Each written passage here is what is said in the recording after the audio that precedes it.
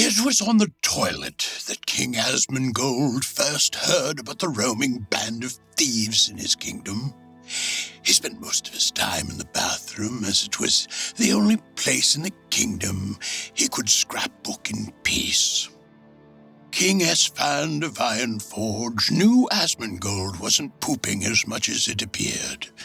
So when he arrived in Stormwind on the wings of his scantily clad griffin, Tipsout, he demanded an audience at once. Esfand carried with him word of a knavish group of thieves conquering remote lands of Asmongold's kingdom. Around the palatial grounds, Esfand could see that Asmongold's elite guard had no interest in being awesome or on steroids. The scene depressed him. Out of growing concern for him, Esfand shouted for Asmongold to open the bathroom door.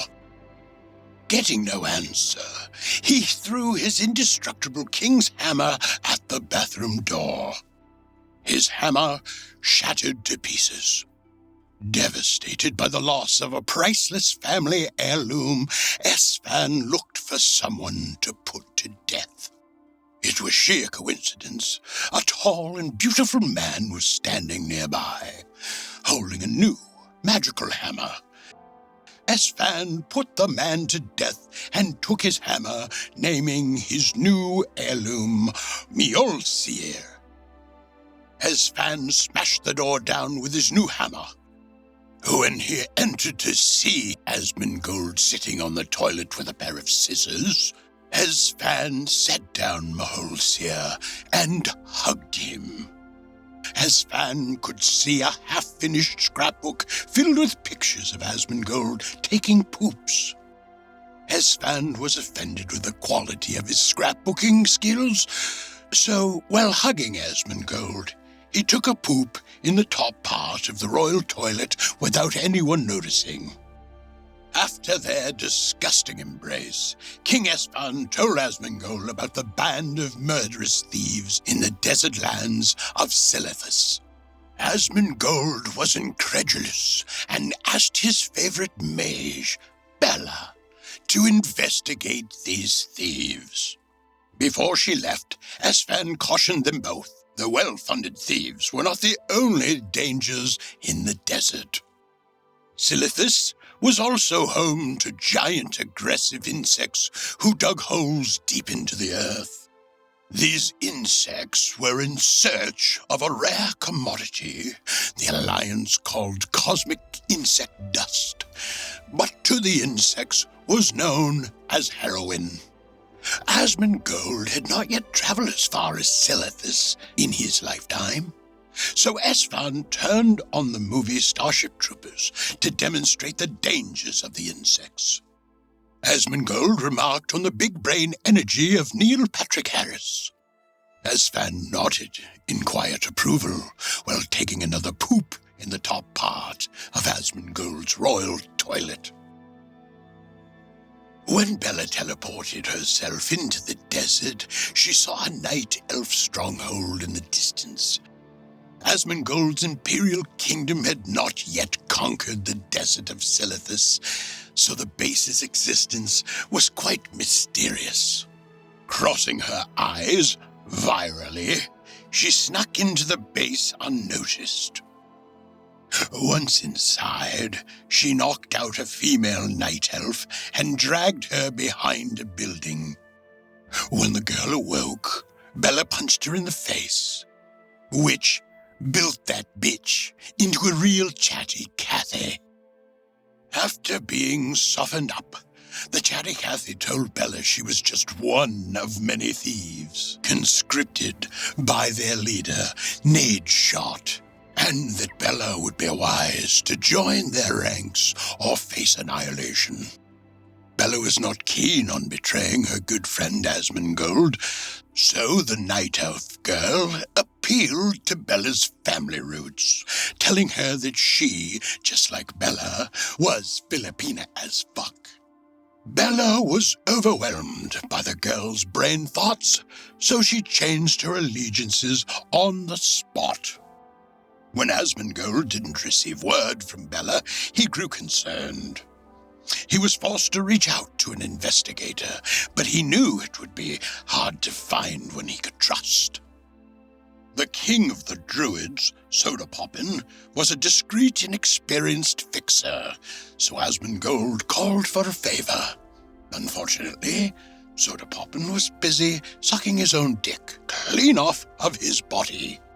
Asmongold was forced to hire a nomad outside his circle of influence. Him and Esfand debated over which degenerate could get the job done. While scrapbooking their poop photos, they agreed they needed someone that would not respect the law or use baby wipes after shitting. This is how Dr. Disrespect found himself in Silithus in 1897. Disrespect strolled up to the guards of the Silithus stronghold and told him he was better than them because he was famous. The guards were befuddled by his powerful mustache, so they let him in without a fuss. When he entered the largest building of the compound, he could see Bella was working on her glutes next to several distinguished lords. Disrespect was surprised to see a doctor there who was even more famous than him. The leader of the thieves, Nadeshot, greeted Disrespect with a punch in the testicles and then introduced him to their financial benefactor, Dr. Ake. Dr. Ake told Disrespect he was a renowned poet with a Midas touch, and he often collaborated with other gangster poets like the old god Cthulhu. Nadeshot told Disrespect he had goals to punch many more people in the testicles, even the women and children of Azeroth. He also wanted to overthrow the Horde and Alliance, and he believed his band of 100 thieves had the power to accomplish just that. Disrespect asked him why he was so hateful. Nadeshot obliged him with some super dope backstory filled with childhood trauma. As a young boy, Nadeshot's father took him to Taco Bell. Nadeshot puked up the food because it wasn't expensive or high-class enough. This was the superseding moment of his life, where he discovered his life's purpose. Nadeshot was tired of seeing Taco Bell everywhere in Azeroth and wanted to fight for the commoners of the world, replacing Taco Bell with ritzy, upscale steakhouses that no one could afford. Disrespect could see Asmongold was in for a rude awakening with the coming war. The lines were drawn, and the stage was set, all before Asmongold even knew who the thieves were. Now, knowing Nadeshot's intention for war, Disrespect said his farewells. As he stepped out from the base, Disrespect noticed a live grenade duct-taped to his testicles. Weeks later, a small gift box arrived in Stormwind. To Asmongold's horror, the box contained a soggy taco shell filled with ground beef, sour cream, and black mustache hair. Next to the taco was a repurposed Hallmark card with a question on it. How did the mustache end up homeless?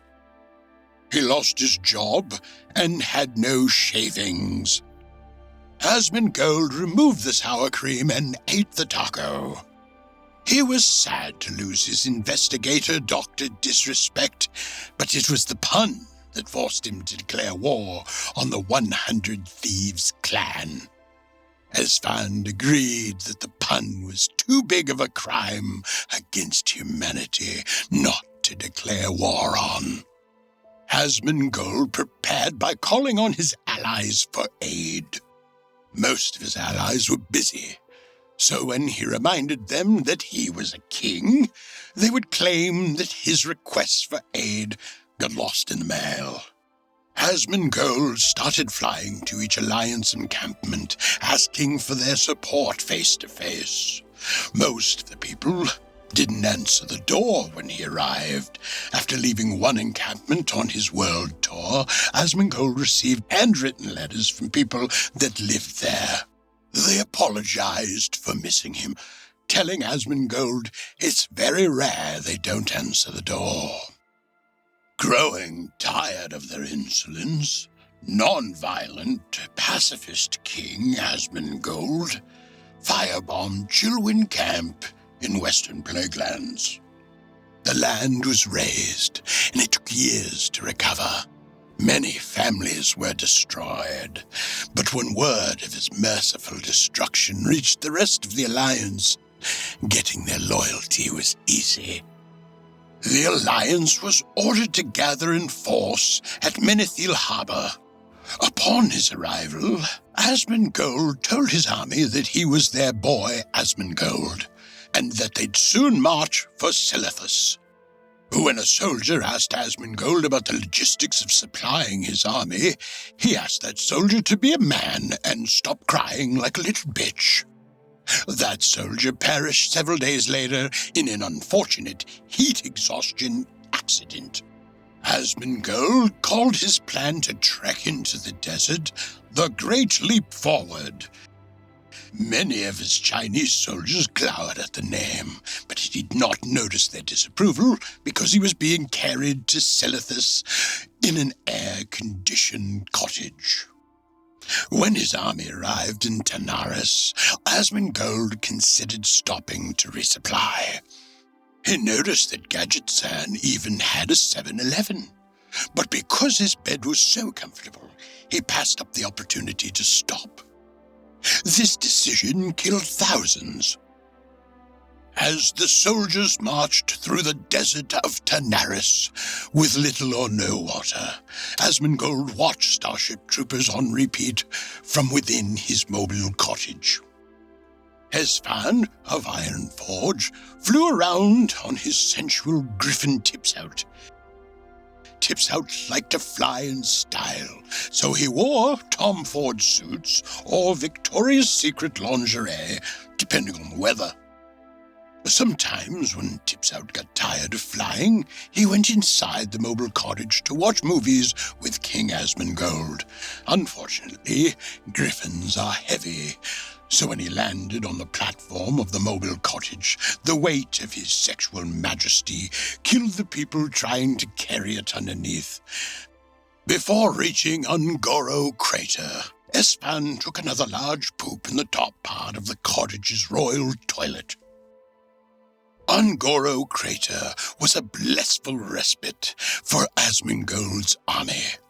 The soldiers were shocked to see endless shade, flowing rivers, and vegetation as far as the eye could see. One soldier remarked that it seemed too good to be true. His intuition was correct. While foraging for food, the army felt the ground begin to shake. Something giant was just behind the tree they were huddled against. Asmongold poked his head out of the royal cottage and told his general Emiru to stop the earthquakes. Emiru sent a small group of soldiers to investigate where they were coming from, but what ensued was an iconic chase scene. Must go faster. Get off the stick! Bloody move! When the tremors finally stopped, Asmongold asked to stop by his good friend Ludwig's house on the way to Silithus. Ludwig's home was the top of a live volcano in the center of the Ungoro Crater. Many soldiers died trying to get there. Ludwig spent his time in solitude, training his mind to play chess and his body to box. For the eventual day, he would have to do both things at once. He had 16 Medals of Honor from his years of active duty in the Alliance military. When Asmongold told him he was his boy during wartime, Ludwig turned away and said that part of his life was over. Ludwig made promises to himself, and he intended to keep them. Asmongold told Ludwig that one of the evil people who murdered his family was in Silithus. Ludwig said he couldn't help him. Ludwig was buff and shirtless and oily for some reason, but he refused Asmongold's request. Asmongold said a super badass comment that made Ludwig rethink his whole existence, but he kept playing hard to get to keep up with theatrics. He waited until Asmongold left for Silithus without him, and then, as if by magic, showed up dramatically on the road in front of him. There were fireworks and slow-motion movements with music. It was super fucking cool. All the soldiers in Asmongold's army were applauding and spontaneously making out with each other. When they arrived at Silithus, the army found Asmongold's favorite mage, Bella, at a small outpost, building an army of robotic bitches. Asmongold, Esfand, and Ludwig all approached her to talk, but she was not receptive. Next to Bella was a Pegasus-riding friend, Valkyrae, who called for Asmongold's surrender. Tipsout was flying above the negotiations and saw that Valkyrae's Pegasus was super cute. He planned to ask her out with some sexy one-liners once the war started. Next to Valkyrae was a tall, blonde drink of water that Ludwig flexed at to get her attention. She was looking at a scorpion in the sand and didn't notice his awkward posing. Asmongold told Bella that he missed her and didn't want to be enemies. Ludwig didn't think that was the right diplomatic solution, so he called for a huddle. In the king's huddle, it was customary to cup each other's butt cheeks instead of putting their arms around each other's shoulders. Esfand, Asmongold, and Ludwig created a small circle right next to Bella, who could hear everything they were saying. Ludwig told him that he thought the blonde was real QT. Esfand and Asmongold agreed casually, and Ludwig insulted them both for trying to steal his girl. Asmongold reminded Ludwig that the blonde girl was not his property until they won the war. Ludwig agreed and complimented Asmongold on his progressive values. Asmongold squeezed Ludwig's butt a little tighter to show his support for him, but Esfand felt Asmongold's hand soften around his own sweet booty. With tears in his eyes, Esfand asked his king brother what happened to their friendship. Asmongold told Esfand he knew it was him that kept pooping on the upper parts of the toilet. Esfand denied any wrongdoing and blamed it on Tipsout, who was not there to defend himself. As it turned out, Tipsout was surveying the land from above to look out for ambushes. He was so distracted by Valkyrae's cute Pegasus, which was the ploy all along. Suddenly, thousands of desert scorpions came raining down from the sky onto Asmongold's army. Bella teleported herself and her bitches back to the 100 Thieves' front line. The thieves set up catapults near an old mine shaft and were launching scorpions at Asmongold's army. When the catapulting started, one of the thieves' generals disapproved of the scorpion strategy on account of being vegan. Nadeshot was a considerate and gentle man by Azeroth standards, so he duct-taped a scorpion to his vegan general's testicles and a grenade to that scorpion's testicles, and he launched the both of them at Asmongold. Tipsout remembered that Asmongold hated dying, so he swatted away the testicle bomb just in time to save his king. Unfortunately, part of Tipsout's wing absorbed the shrapnel. Without warning, Valkyrae barreled down from the clouds, sticking Ludwig with her spear of popularity. Ludwig fell to the ground, thinking he was mortally wounded. He thought his fan base would abandon him if he died there. But the blonde QT he fawned over earlier appeared out of nowhere, leaning down to kiss his stupid forehead and rub his perfectly coiffed hair. That day on the battlefield, Ludwig and QT had 16 children and lived happily ever after. Asmongold yelled for his army to advance on the mine, but Bella opened black, vaporous portals all around his army. The built, robotic bitches stepped out of the portals, weapons in hand. Esfand cut off the head of one robot as it emerged. But as that robot crumbled to the ground, Bella appeared from a portal behind it and threw a machete made of farts in Esfand's face. The smell scarred his cheekbone forever, but he picked up and wielded a fart machete against the enemies, cutting down robotic bitches left and right. The built bitches pinned Asmongold's army down, which was the signal for the remaining thieves to join the melee. Tips Out clawed down several built bitches as they marched forward, but he was soon overwhelmed by garter belts and primped hair. Just as he was about to succumb to their robot boobs, General Emiru came forward with a Gillette razor and shaved off the eyebrows of the swarming bitches, killing them instantly. Emiru realized before everyone else that making the bitches ugly would short-circuit their brains. The thieves had used a shaving pun to start the war, and Emiru intended to end it with shaving. But despite her impressive feats of shaving, Asmongold's army was hobbled. He was forced to put his remaining forces into shield formation, blocking any further attacks from coming in. Nadeshot paused his assault and took a brief moment to speak. He asked Asmongold to lay down his arms if he wished to live. Asmongold called for someone to emerge from the shield formation. The creature sprinted out, using Asmongold's back as a launching pad. The creature's claws stuck in the neck of valkyrae, nicking her jugular. Valkyrae's Pegasus immediately flew away from the battle.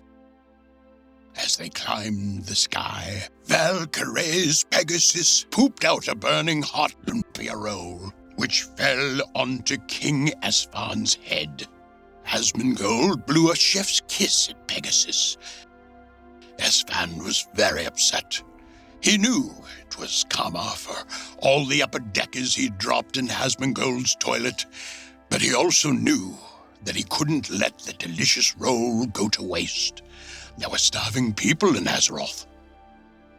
As Valkyrae's Pegasus flew away, a very powerful and handsome world policeman helped her get to the hospital.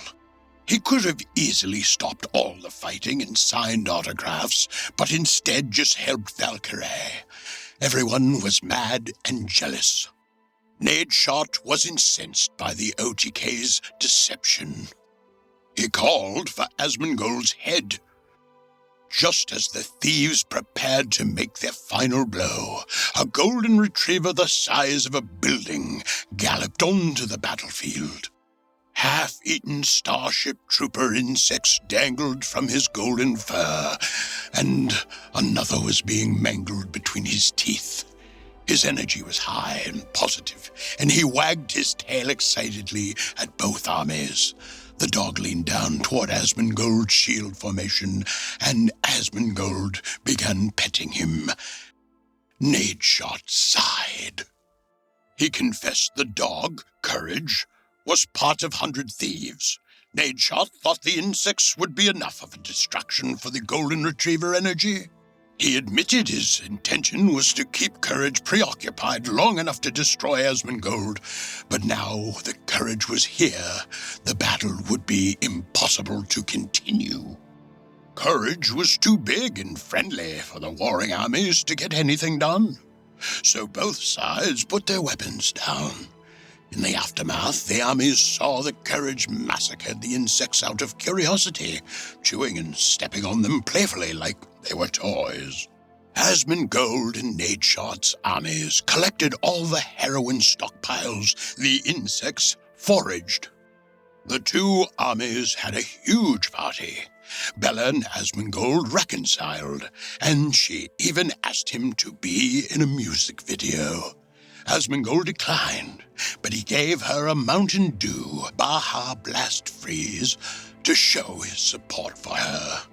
Asmongold sent a note to Valkyrae in the hospital, thanking her for pooping on esfand and wishing her a swift recovery. As the night drew to a close, the party died down, but a quiet rumble stirred across Azeroth.